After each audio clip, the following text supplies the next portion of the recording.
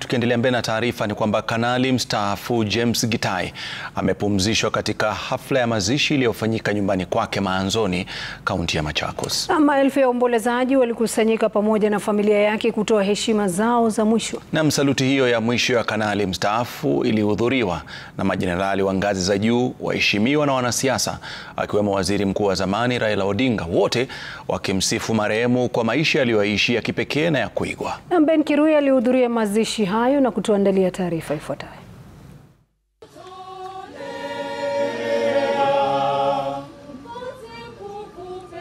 Safari ya mwisho ya Kanali mstaafu marehemu James Gitahi ilianza kwa wimbo wa huzuni na maombi katika makafani ya Lee kabla ya msafara kuelekea nyumbani kwake huko Maanzoni, kaunti ya Machakos.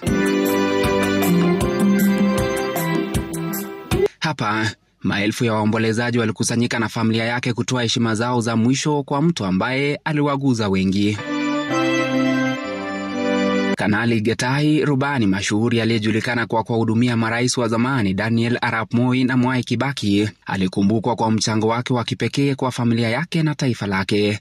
Miongoni mwa waombolezaji ni marafiki kutoka Murang'a, ikiwemo familia ya Daktari SK Macharia, mwenyekiti wa Royal Media Services, waliomkumbuka kama rafiki wa karibu na aliyependa watu. I must not forget to say thank you, Mr. Speaker. When Gitahi moved on, when I got to Machakos mortuary, I found the senators, Veronica, my sister, and many others were there. I said, this is the Kenya I want. Gitahi used to fly me up in the air. Wenzake kutoka jeshi na jamii ya marubani walitoa heshima zao za mwisho wakimkumbuka kama mwanajeshi mwenye nidhamu aliyechangia katika mafanikio ya wengi.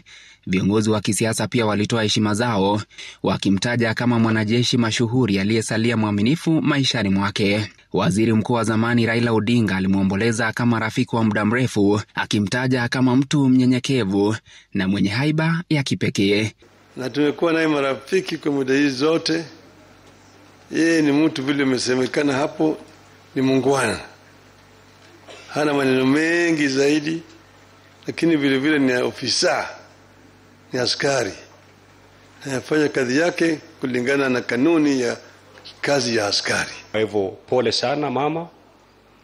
Mwenyezi Mungu akujaze subra ili uchungu huu auondoshe, si kwako tu lakini kwa familia mzima.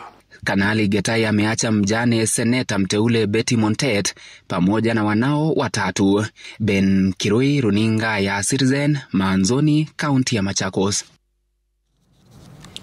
Naam, ni sema pole sana kwa familia ya mjane Betty Montet.